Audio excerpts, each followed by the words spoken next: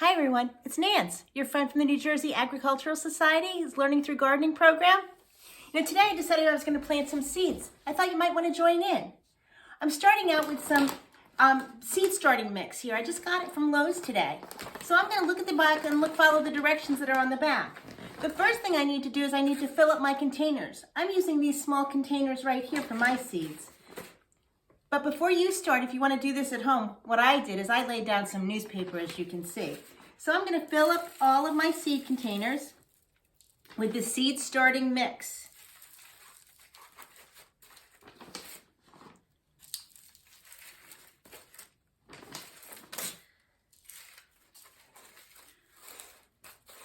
And I want to make sure that they're pretty filled.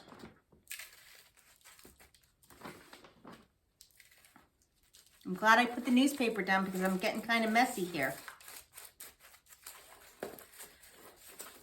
Got a little bit too much, so I'm going to dump a little bit of it out. And you'll see that I've got my seeds, I got my little cubes here all filled up with the seed starter mix. The next thing it says is to dampen the seed mix with some water.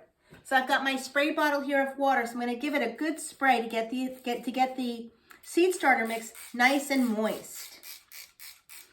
Water is important for seeds to start growing, but the water and moistening the water also helps it so the seeds don't get washed away.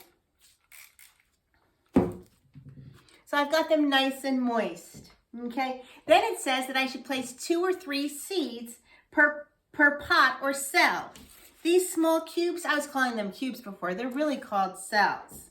So I've got 2 kinds of seeds that I'm going to plant today. I'm getting ready for spring. I know that I've got to start my tomato plants inside if I want them to be ready to plant around Mother's Day, which is when I usually plant my vegetable garden. So I've got 2 kinds of seeds here today, 2 different kinds of tomatoes. The first kind are cherry tomatoes, but they're black cherry tomatoes. And if you look at the back of a seed packet, it gives you all of the information you need about sprouting these types of seeds. It tells you that this seed will sprout in 7 to 14 days.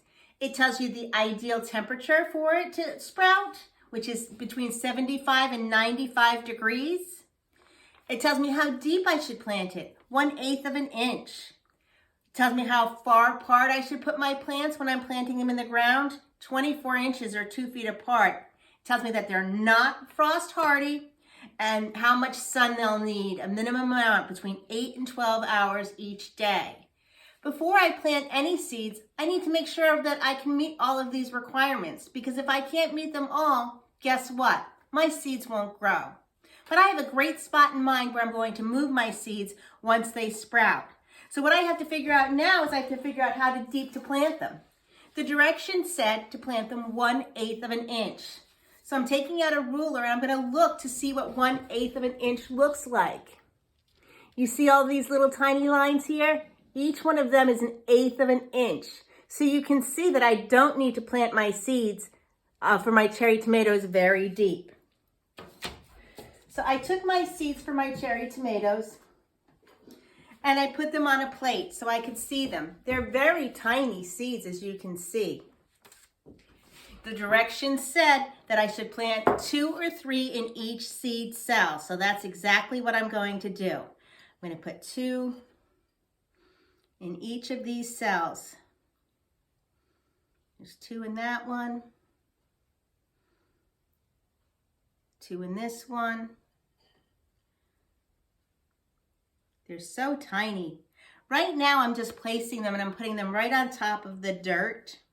Or not dirt, actually, right? We never plant in dirt, we plant in soil. So excuse my words, right? We have to be careful about the language we use when we're talking about gardening, because dirt and soil, although a lot of people think they're the same thing, we know that they're not really.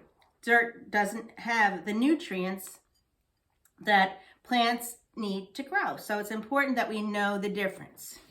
And I'm about halfway done putting my seeds in. They're getting hard to pick up because they are so tiny.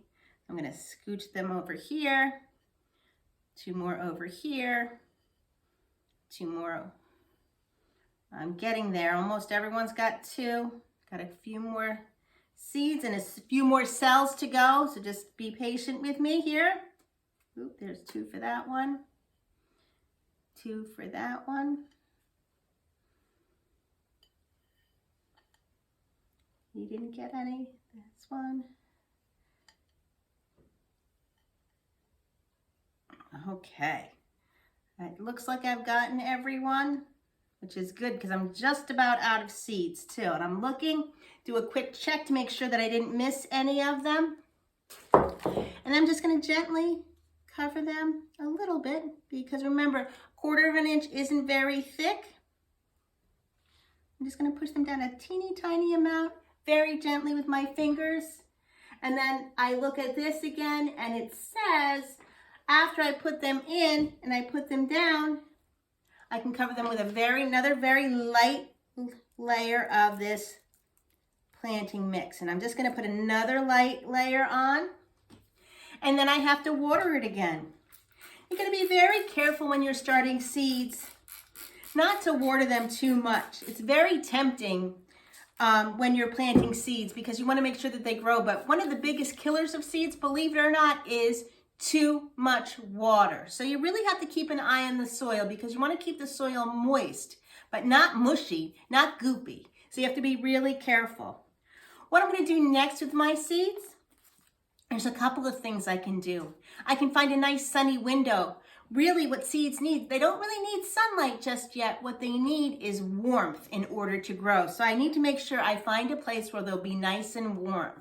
I have a heating mat that I'm going to put underneath these seeds that will help them grow. But before I do anything with them, what I need to do before I plant any other seeds is I'm going to label them.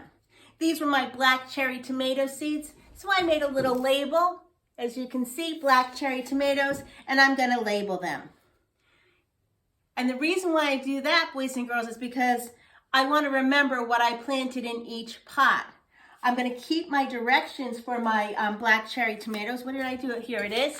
It's right here. That way I can keep track and I can remember that if just in case I forget and my plants haven't sprouted and I'm starting to worry about them, I can say, oh, they need to sprout in 7 to 14 days. So maybe I just need to be a little bit more patient. But I would always keep the seed packet somewhere so I can go back and refer to it because the directions are so important here.